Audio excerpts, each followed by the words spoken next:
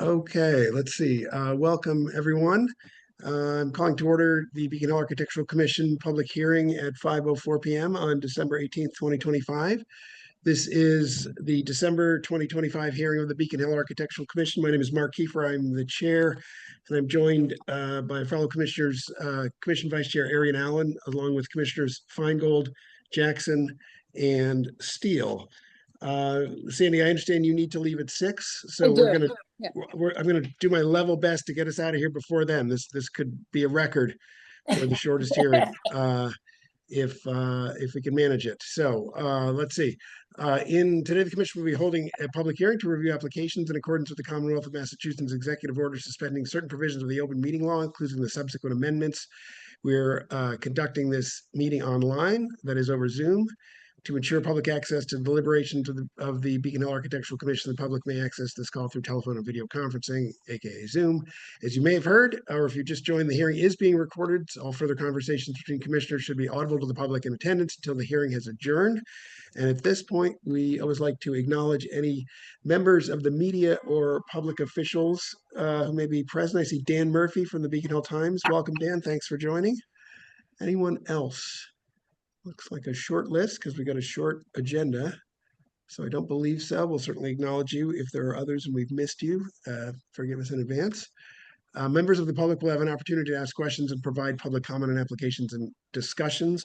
We'll do that as we adjudicate each application, and we will give you a heads up that we're about to take public comment. We have a public comment period during the adjudication of each application, and so we'll let you know. At that point, if you do want to be heard on the record, you will need to raise your hand in the Zoom application, which means probably pushing that button that is probably on the bottom of your Zoom panel. There's handy instructions on the screen, not the chat, but use the raise hand button, which is the one that conveniently has, wait for it, a hand.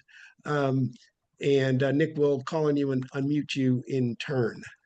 Let's see. With that, I think we are ready to go. We have a administrative item first, which is we're going to ratify some minutes. November meeting minutes, commissioners, are not yet ready, so we're just going to ratify the October 16, 2025 public hearing minutes. I had to leave that hearing early, so I'm going to abstain from the vote, but let me first just ask, does anyone have any corrections, revisions, edits, or questions, commissioners, on the October 16th, 2025 hearing minutes? No. Okay. Do I hear a motion to approve them? I so move. Okay, do I have a second? Okay. It's been moved and seconded. We will vote. Commissioner Allen. Aye. Commissioner Feingold. Aye. Mr. Jackson. Aye. Commissioner Kiefer abstains. Commissioner Steele. Aye. Okay, the October 16, 2025 public hearing minutes are approved. Thank you. Moving on to design review. First application is 73 Beacon. Is there a representative from 73 Beacon present? Is that oh yes, there is it Jonna? No. Who is, oh, are they raising, do we know that for a Yes. fact that that's who's here for this application? Let's see. Are you here? You're here for, you are representing the applicant for 73 Beacon? Yes, apparently so. Oh, there she is. Okay. Yeah. There we go. Hi there, Jonna Barry. I'm the property manager for 73 Beacon Street. Hi, Jonna. Welcome. Thanks for coming in. Sorry about that. There were a bunch of very small boxes on an already small screen, so sorry it took us a second to locate you there, but thanks for coming in. Do you want to give us just a quick summary? We have your application, of course, but you want to just give us a quick summary of what you are proposing? Sure. Great. So that photo clearly shows the back of the building, and we'd like to enhance the decorative gate across the wall to have spikes more similar to what is on the left side going in the opposite direction. We have had instances of perpetrators climbing over these fences and jumping balconies.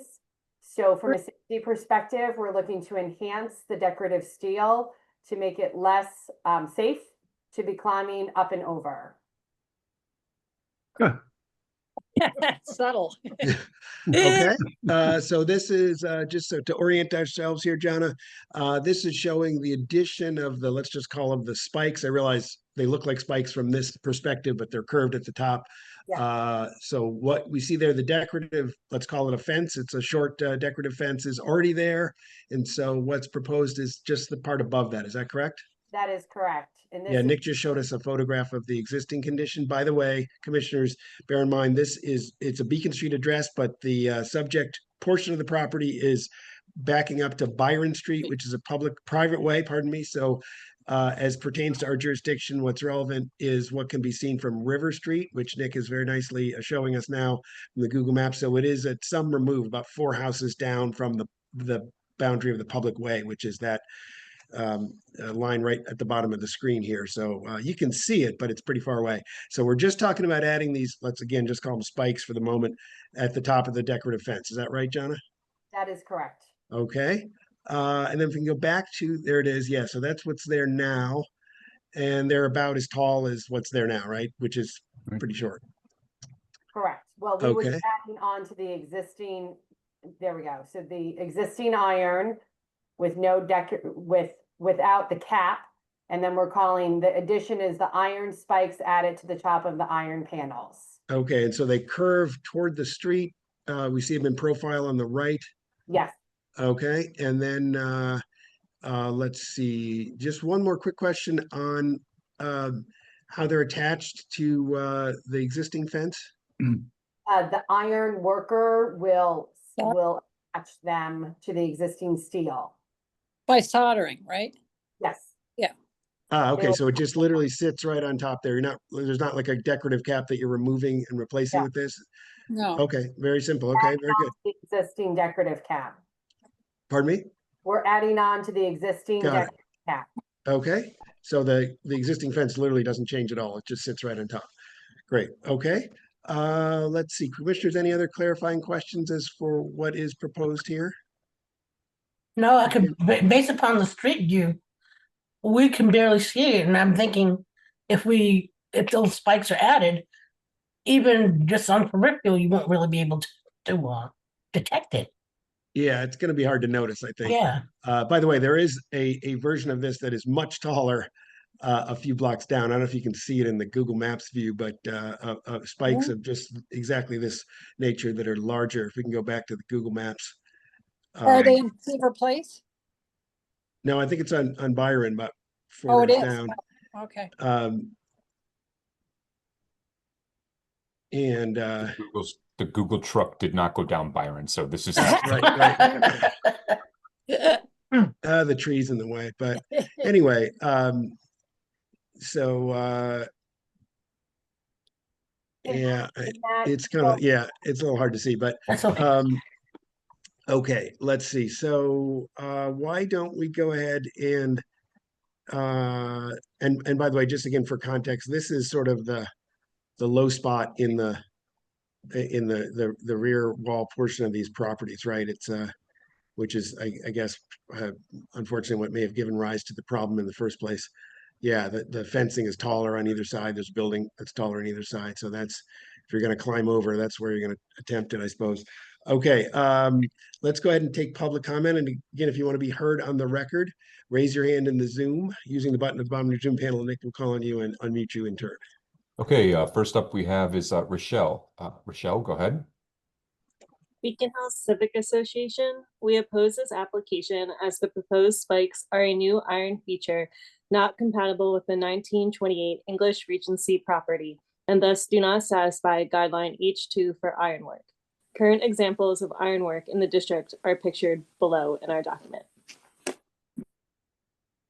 Okay, thank you, Rochelle. I do not see any other public comment, Mark, so I can turn it back to the commission. Okay, thank you, Rochelle.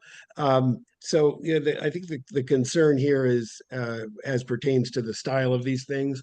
Having reviewed this in advance and being generally familiar with this, yeah, there's a lot of ironwork in the district. Obviously, there's ironwork already on this property. There's ironwork on both the adjacent properties, and it's not uncommon to see it, on and around these garden walls. But also, of course, as fencing in its own right. This is not really fencing in its own right, I think. And to my mind, what's proposed here is more analogous to, it has I suppose, arguably a decorative function, but a decorative purpose, but also obviously in the first instance, a functional one. That's what's motivating this. So I think in my mind, this is maybe the better analog is, rather than purposely decorative ironwork or even fencing, are the security grills that you see on windows and so forth, which are quite utilitarian like this. In rare cases, they're intended to be more architectural, but likewise are certainly not original features or don't even evoke the original style of the buildings on which they're applied. So I appreciate the sensitivity to ironwork in general, which is indeed a really important part of the historic fabric of the neighborhood in general. But I think most importantly, when it's used in proper fencing, particularly historic fencing. Jonna, do you happen to know, sorry to put you on the spot here, but this decorative railing that's above the garden wall, do you happen to know when that was installed? Oh, I think we need to unmute her again, Nick.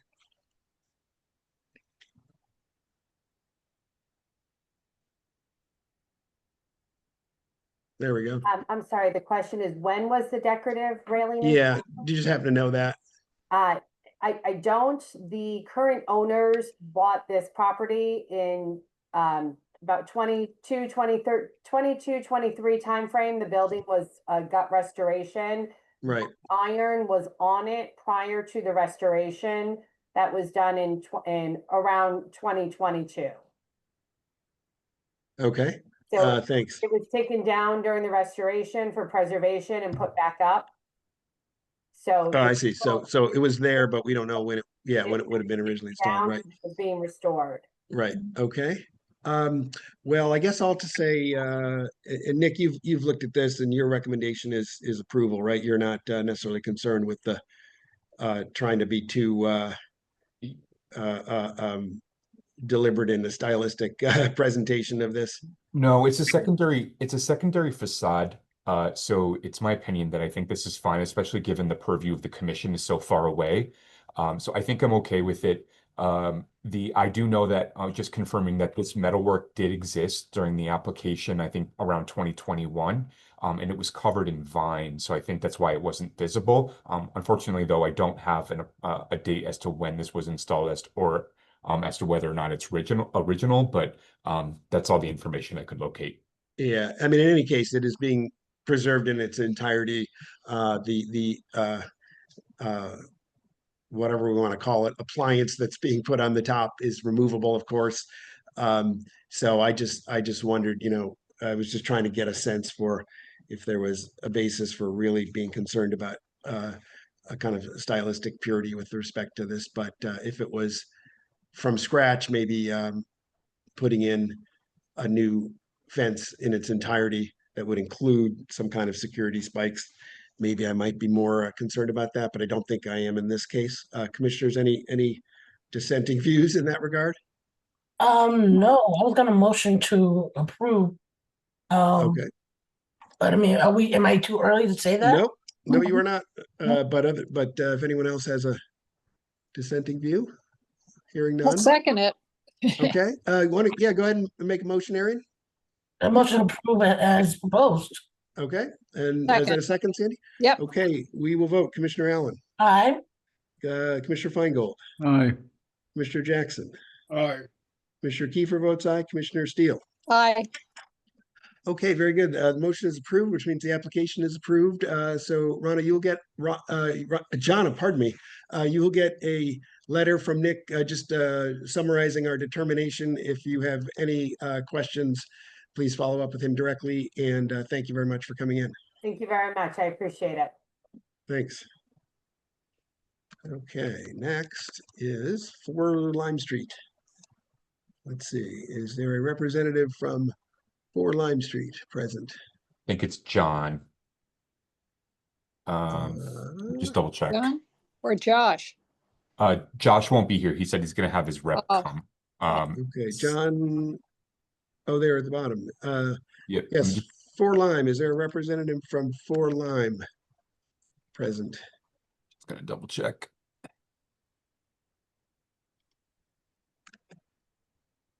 Let's see. There is a John, I saw a John. Yeah, I'm gonna double check. I'm gonna unmute John. John, are you here for 4 Lime? I think he's still muted. Yeah, I just asked him to unmute. Let's see. I'm not here for 4 Lime. Oh, okay. Thanks, John. Appreciate you. 33 Chestnut. Okay, we got you. I'm All right. early. All right. Thanks, John. Let's see. Josh emailed me about this. Let's see.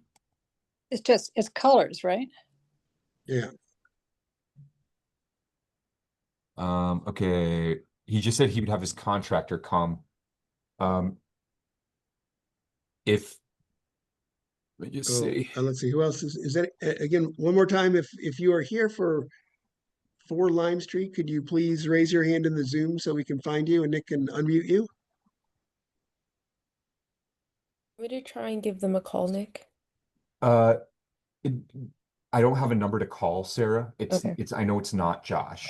Okay. So if you're calling by phone, you can press *9 to raise your hand.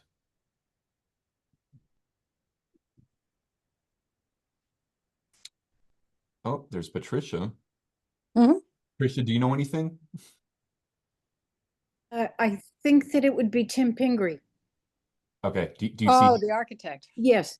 Yeah. He presented to our architecture meeting on Monday. He's- Okay. yeah, I think he's the representative for that, but he's not here, I guess. Okay. Thanks, Patricia. We appreciate you. All right, let's just move on. Let's see. Okay. Sarah, Okay. Sarah, will you do me a favor and call Josh? I know he was ready to Yeah. come, but he was concerned because he's the chair of the Civic Association. So just Okay. give him a buzz and we can circle back. Okay. So let's move on to the next application then. Okay. So that would be 64 Chestnut, 68. 68, I'm sorry, a little Yeah. Freudian slip there, it's number 4, sorry, thank you very much, Sandy. 68 Chestnut. Is there a representative from 68 Chestnut? Sean, I thought I Sean, saw yeah. Sean. Yes, there's Sean. Hi, Sean. There it is. Okay, Hello. hey, Sean. How are you? Good, how's This it going? evening? Thanks for coming in. Absolutely. My name is Sean. I'm the owner of Historic Window and Door. Just give you a little background. About 6-7 weeks ago, the owner of 68 Chestnut called me about the artist window that is on the top floor of this building, with the below balustrade right beneath it. At the time, it was in really bad condition, and there was a piece of glass and some glazing that had fallen on the sidewalk. So I went up and I did some initial repairs. If you look at the exterior of that right now, there's a couple of pieces of plexiglass there because 2 pieces of glass fell out. And we just kind of shored it up for the time being. It's a 24 light artist window. I've worked on a couple of these over the years. Restoration. All of them are kind of different, I've found over the years. Some are wood wrapped in copper. Others are metal. This one is wood. The proposal is to replace this with a 24 light window. You can't really tell from the exterior. If you look at those exterior photos, that's like aluminum on the right. The interior photo, I don't know if you can even zoom in on those corners, Nick, but on the side casements, but those are 1980s Anderson casement windows. Mhm. And they were blocked in. You can see the wood. It was like a 1/2 inch piece of wood that was blocked in. And those 2 casements, swing out casements, were kind of put on the ends. Most of the artist windows I've seen, they don't have operational. Occasionally they do, but those look like 1980s on the side. But the window itself looks older. All the vertical dividers and the muntins, they're actually thicker. They're 1 3/8 inches wide, and all the horizontals are a 13/16 mutton. It's hard to even make out the profile. If you zoom in on those pictures, there's like wood put in the middle. There's a lot of caulking. It's in pretty rough shape to restore. So the proposal is to put a brand new 24 light mahogany true divided light artist window in that opening and eliminate those two casements that were kind of, I don't know, cannibalized in there at some point, I believe. Were they to get air in? Or Excuse me? were they to get air in, let air in? I assume so. You know, probably in the 1980s, somebody wanted to get air in. Yeah. The owner and the tenants aren't terribly concerned about that. Could not find a photo of what it originally was, but I worked on 82 Mount Vernon and there was an artist window and it was just a set piece. There was no operational things in it. I've worked on a few of them, and like I said, there's one on 100 Revere, but it's not really an artist window. It's a bunch of set pieces, and that one actually did have operational casements in it. So whether there was operational casements in there originally, I don't know. But the proposal was to do a set piece because I figured that aired more on the what an original design would be of that window. And the proposal is to make it all mahogany, true divided light. Just on the exterior, all I would do is remove the flat casing boards, a new artist window, and then 3/4 mahogany flat casing boards over. And yeah, that's the proposal. Okay, Sean, on that latter point, the casing boards, if we just go back to the original, the photograph of the original from the exterior, Nick. Exterior? Yeah. Exterior. Yeah, so is that just There. kind of what's there now? You just Yes. replicate what's there now? Okay, so the profile of that doesn't change?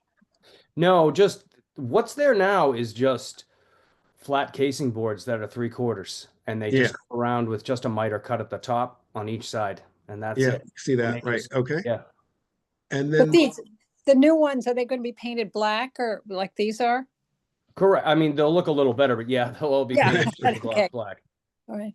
okay, and let's see. Right in. So then, I interrupted your nice presentation there. If we go back to where we were in terms of the mutton and mullion profiles, Yeah, you I can realize see if it's a you little look hard really to see because close. there's so much gunk on there, but are they gonna be the same size, bigger, smaller, or what? Exactly the same. So all the horizontals are actually, they're chubbier, they're thicker. They're 1 3/8 inches. And then all the verticals Yeah, right. up Uh, and down yeah, are an they look inch bigger. and 3/8 wide. And then all the horizontals are a thinner, more typical Beacon Hill mutton that's 13/16 wide. So that's what I would try to recreate. As you can see, there's not, I found like 1 or 2 of them that had a little profile in them. There's a lot of caulking, as you can see, just to keep the glass together. And then there was some flat boards that were kind of put in. If you look to the lower of that picture, those are just flat pieces of wood that were kind of put in just to stabilize what was there. Right, okay, and so from the outside, is there enough profile to replicate what would have been there? Yes. Okay, and that's the same. It's that OG profile or whatever it was.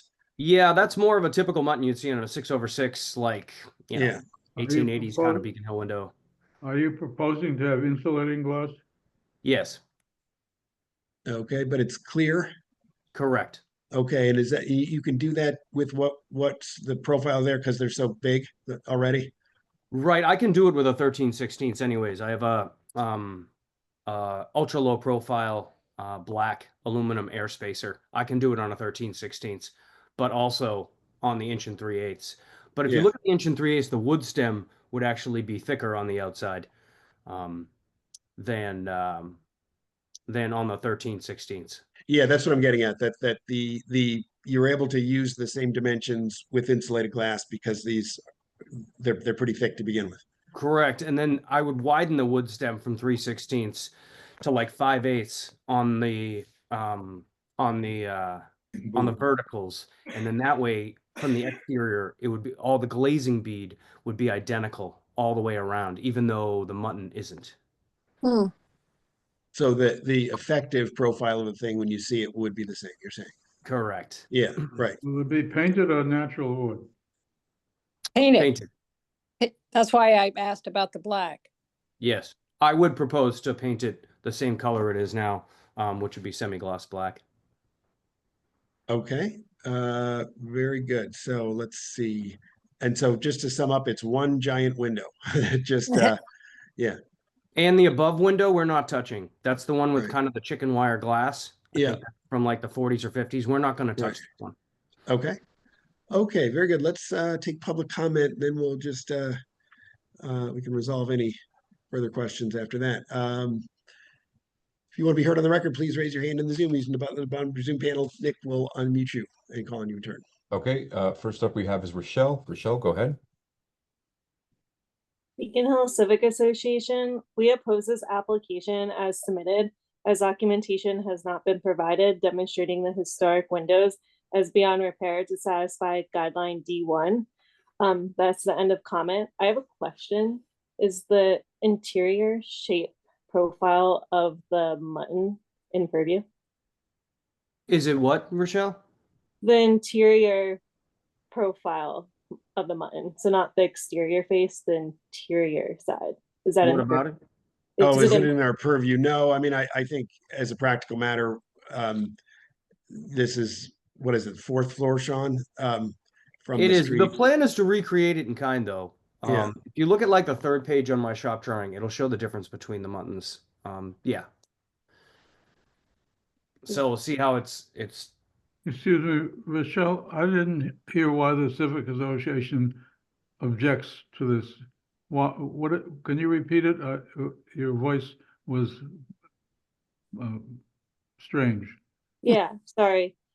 We oppose the application as submitted, as documentation has not been provided demonstrating the historic windows as beyond repair to satisfy guideline D1. Thank you. You're welcome. Okay. Okay, to sum up, it's one big window. It is insulated glass, but the muntin profile and the mullion profile is not going to change. It will be effectively identical. When it's installed, it'll be painted black. And Sean, I assume no low E glass is specified. It's clear glass. No, I actually didn't put it in there, but I wanted to put in an option for the owner of restoration glass because there's actually a couple of pieces that are there now. So it's definitely older than 1925 if there's some restoration glass in there, but I didn't put that. I didn't submit that in the application. The application is for clear glass. I don't use any low E. I never go near low E or any or anything in Beacon Hill. It's not allowed. Yeah, I appreciate that. And a dark spacer bar, is that right? Correct, black. Okay. With respect to the restoration glass, Nick, that comes up from time to time, of course. We have approved it in other cases. Is there anything but it comes up rarely. So Nick, can you remind me, do we have any particular preferences for that? Would you want to see a sample, for example, if the commission, assuming the commission was okay with it? Yeah, I think we would want to see a sample, but we would want them to replicate the historic window as best as possible. So if he does have historic glass to use, we would certainly recommend that because it would be closer to the original design. Okay, I appreciate that. Yeah, that's quite helpful. Okay, so Are we finished with public comment? pardon We me? haven't gotten there yet. I'm sorry, Ariane, you broke up a little there. Can you repeat that, I was please? asking if we were finished with public comments. We were just sorry, you're I don't see any others, but you're right. I'm not sure we had formally closed it. We were just, I think, from Rochelle's question, trying to finish the clarification from Matt. But okay, is there any other public comment? There are no other public comments, Mark, for this application. Okay, Rochelle, your hand is still up. Did you want to get an oar back in here while we still have it open? Okay, thank you. Okay, we'll close public comment. Commissioners, let's see, two basic questions. I'm fine with what's proposed, I believe. This is different in one respect. It sounds, and I think only one respect, material respect, which is that it doesn't maintain the casement windows at either side, which were evidently or on information and belief, as they say, Mhm. installed in the 80s or something like that. And rather, I think Sean has I won't put words in his mouth, but not very artfully, let's just say, at that time. I'm okay with deleting them in favor of the one large window. But that's one question. Do others have a different view on that? And then to this question of the use of restoration glass, which Nick has suggested would certainly be appropriate and maybe even preferable. I am okay with that as well. Yes. And while it's not specified in the application, I'd be fine with putting in a proviso uh, or specifying that it would be used. I agree with that. Okay. I'm Very good. surprised, Thank I'm surprised that there would be no openings, panes for ventilation. Yeah. And that you would replicate what's there, not the way it is now, but just two squares, one square on either side, be a vent window. But I don't understand why there isn't fresh air, but they don't want fresh air, so, They have other windows in the unit that just aren't on that face. okay. Fine, I would move its approval as no, move it be approved as submitted with the note about the glass. The restoration glass. Yep. Yes. Okay. Aaron, was that a second? I thought it was the first one, but okay, I'll second it. Oh, I'm sorry. Sorry. Depends who went first. Yeah. Okay. Nick, is that a clear enough record? We have Yes, yes, it is. Okay, so it's been moved and seconded that the application be approved as submitted with the proviso to allow restoration glass as appropriate. Can we add a friendly amendment with just a sample to be submitted and approved by staff in Sure. advance? Yes, sir. Okay, Arian, could you just second the friendly amendment? I second the friendly amendment very much so. Thank you very much. Okay, so we will vote on the friendly amended motion. Commissioner Allen, Aye. Commissioner Feingold, Aye. Commissioner Jackson, Aye. Commissioner Kiefer votes aye, Commissioner Steele. Aye. Okay, thank you very much, Sean. It's approved. You got a letter from Nick summarizing our determination. As always, just follow up with him directly if you have any questions. Thanks for coming in. Thank you very much. Have a nice evening. You too, I thanks. would. Okay, so one more time for 4 Lime Street. Anyone here for 4 Lime? I don't see anybody.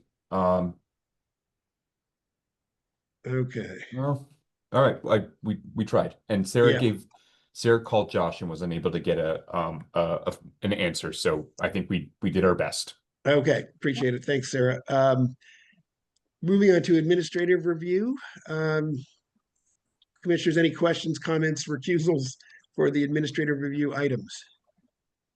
Not for me. Okay, I'm actually going to remember this time. Would anyone like to give public comment on any or all of the administrative review items? If so, please raise your hand in the Zoom using the button on the bottom of your Zoom panel. Okay, I think that's good. Okay, hearing none. Do I hear a motion to approve the administrative items en masse? So moved. Can I get a second? Second. Aye.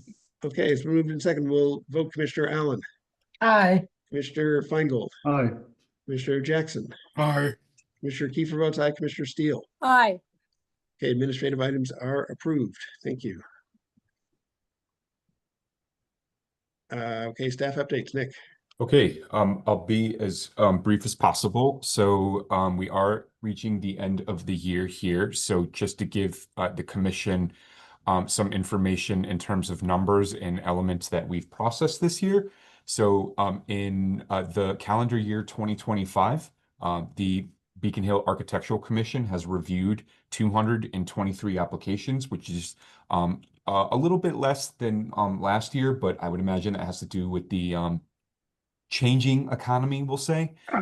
So we processed 223 applications, which resulted in over $45 million in investment in the community in historic preservation. In 2025, we also issued 74 violations. 27 violations were ratified, which leaves a total outstanding, which is all years, not just 2025, of approximately 448 violations that are still outstanding. For reference, if anyone is interested in finding out where those violations exist, you can visit boston.gov/landmarks, navigate to Beacon Hill, and you can review all of the applications on the the outstanding violations on the application portal. That's publicly accessible, and you do not need to log into the portal to get that information. Breaking down all the decisions by all of those 223 applications, roughly 60% of the applications were approved as submitted. Roughly 18% were approved with provisos, with approximately 13% that still are waiting for a decision, including the applications that we are seeing today. And then the highlight here is less than 1% of the applications. It was actually 2 of the applications that we reviewed last year were ended in a denial. The remaining applications were determined to be exempt, about 7%, and then less than 1% advisory, and the remaining balance of those 223 applications were applications that were withdrawn by the applicant. So that is actually it. So those are all of the applications that we reviewed. And of course, it's that time of year. I just wanted to take this time to thank everybody on the commission. As you know, you're all volunteers, so you do not get paid. You invest your own personal time in this decision to serve on the commission. So I thank you very much.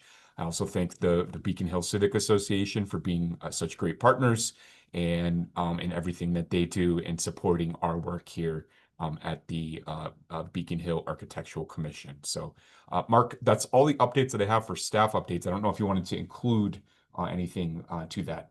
Well, thank you very much, Nick, for compiling this as always, and for your terrific work and steadfast determination to make this process go smoothly and make it better over time. I think I'm confident in saying that that giant blue region of the graph and much of the red one that add up to, again, this overwhelming majority of applications being approved by this commission is in no small part due to Nick's very much behind the scenes, but very critical contributions to this process, wherein everything from simply providing materials to applicants to make sure they have a proper application, but much more importantly, working with them at the start of the process to understand it on the one hand and to make applications in the first instance that are consistent with our guidelines,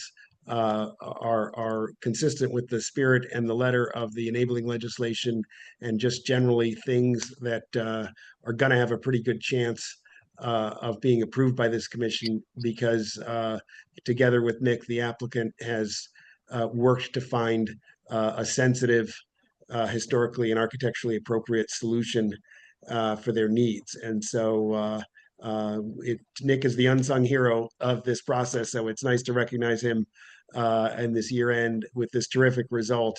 For those who say we are the no people, just show them this graph. It's less than 1% that we're actually denying. It's a significant fraction that we are approving with some deliberation, and but it's still more than well over half that are approved on the first go, because the materials we get presented with reflect Nick's learned and wise and helpful input to the process, steering in a direction that's going to be favorable outcome for everyone concerned. So thank you very much, Nick, for your tireless efforts on our behalf. Well said, again. Mr. Chairman. Congratulations, Nick. Thank you, Nick. Thank you, Mo. I Yes, you're here. I know that we gave you some of that gray hair, Nick. You definitely did. Especially me earlier today. And I'll also just say thank you all commissioners. I know it's been a bit of a challenging year, suffice to say. We've had a lot going on, and including some appeals and so forth, and some decisions, and maybe trying at times, but I think ultimately productive. And I think we are moving forward into the next year stronger. And I hope, in an even better position to work, continue to work cooperatively toward the common goals that we all share about preserving this community that we all know and love and have called home for a long time. So thank you likewise for your efforts and your attention, and even it's simple, but just showing up. And that's not always been the case with this commission. We've had stretches over its long history where the biggest challenge was just getting a quorum, and that's just not a problem anymore thanks to your dedication. So I really appreciate it, and it's been great working with you. I look forward to next year. Thank you. Thanks. you. Mr. Chairman, congratulations to you too. Good job. Yes. Thank you very much. I really appreciate that. Thank you. You are welcome. Well, happy holidays, everyone. 'Tis the Yeah, season. Do we have a motion to adjourn? I think that's it. That'll be my motion. Okay, all in favor? All right. Happy holidays, everyone. Happy holidays. Happy New Year. Happy New Happy Year. New Year. Hey, All right, folks. See you Have in a good night. January. Thank you all. Take care. Bye. ciao. Bye.